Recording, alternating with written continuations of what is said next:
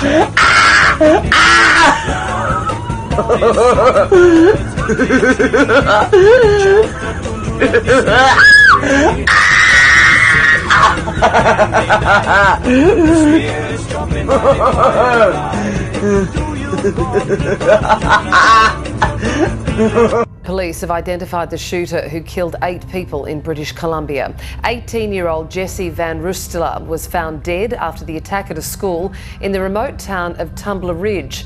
A 39-year-old teacher and 5 students aged 12 to 13 were killed. The suspect's mother and stepbrother were found dead in a home near the school. Police say Van Rooselaar had a history of mental health issues. The Canadian Prime Minister Mark Carney suspended his planned trip to the Munich Security Conference in the wake of the shooting. He's told reporters the nation is mourning.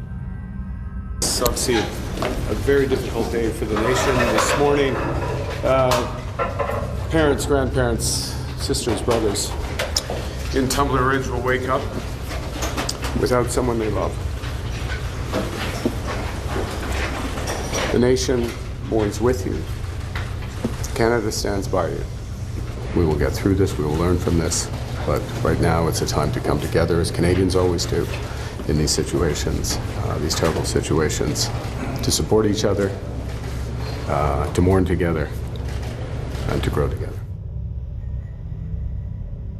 In Chicago, Illinois, a South Side neighborhood witnessed a horrific tragedy on February 4th, 2026, when a seemingly ordinary afternoon turned deadly, as around 1:25 p.m., a 26-year-old woman named Gabrielle Ayers was riding in a vehicle with her boyfriend and their infant daughter when footage from witnesses captured multiple men run up with automatic weapons and opened fire in broad daylight, taking the mother's life before quickly fleeing the scene.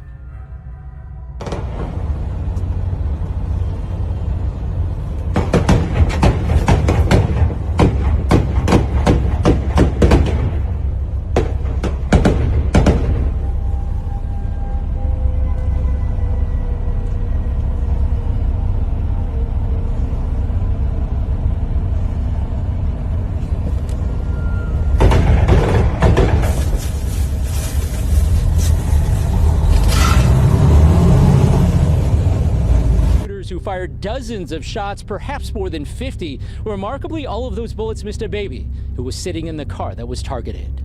Investigators remained at the scene well after nightfall at this corner littered with shell casings, where somehow a baby in this bullet-riddled car emerged unscathed. What's the purpose of shooting at a car when you know there's a child in the car? That doesn't make any sense.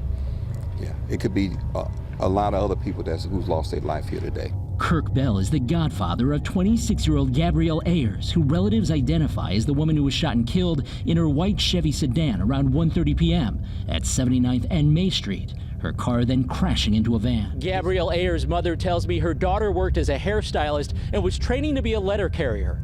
Police have not offered a motive for the shooting. Across parts of Africa, young men once chasing opportunity have found themselves caught in one of the deadliest conflicts of the 21st century, as reports from multiple countries such as Kenya and Uganda have exposed a disturbing pattern of poor African men being lured with promises of high-paying civilian work in Russia, only to discover that they're being funneled into military service linked to Russia's war in Ukraine. Recruiters allegedly advertise civilian jobs with lucrative contracts, many times with a visa support and travel arrangements. But once recruits arrive in Russia, they're forced into military roles, given weapons, and sent toward active front lines with minimal training and support to be used as bait in order to locate and set off mines, and be used as human explosives and cannon fodder. What is your name? Francis. Хуй сосать, блять, уголек ты нахуй. Крывашка ты сегодня. Сейчас побежит, хули ебать, он по лесу будет скакать. Вот. Чё ты очкуешь, нахуй? Очкуй, блядь. Давай, пшел. Пшел, сказал. Давай, иди. Иди, сказал. Все. Короче...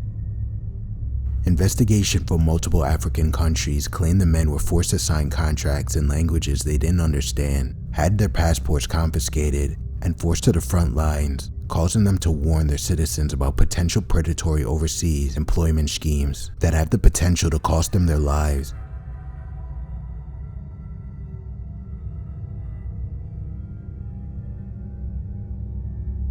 On September 10, 2025 in Austin, Texas, an officer named Adam Reinhart was conducting a curfew patrol at a park named Zilker Park when he came across two people identified as 30-year-old Brandon Thompson and his girlfriend, 30-year-old Kay Smith, as they emerged from the woods, appearing to be walking their dog after hours. And when the officer would demand that they come out the wooded area, Thompson would reach for his waistband before pulling a gun and attempting to shoot the officer, but instead, Thompson accidentally struck his own girlfriend in the head, turning the situation chaotic in an instant, as Officer Reinhart and Thompson began firing at each other as Kay Smith laid motionless in the middle.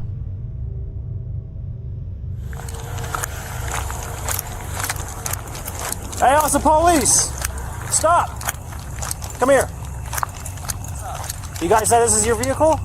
Yeah. What's going on? Come here. Come out of the woods. No, you guys can come out of the woods real quick. Come over here. You're detained. You're not free to go. I can't fucking see anything. I know. That's why I got my flashlight. Get your hand out of your pocket, man. What? Get your hand out of your pocket.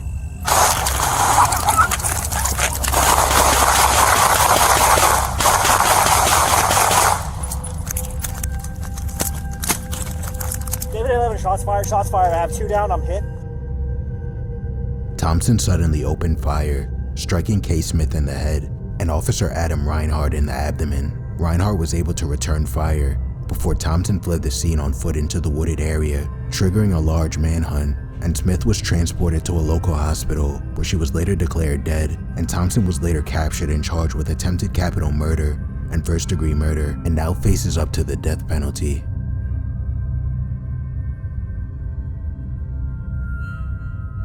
On December 14, 2024, in Halsden, northwest London, England, mourners had gathered outside River of Life Pentecostal Church during a wake when the unthinkable would happen, as around 9 p.m., a dark-colored car pulled up and a sudden burst of gunfire was fired into the crowd standing outside the church, turning the celebration of a life into a loss of life in an instant as dozens of people ran for cover.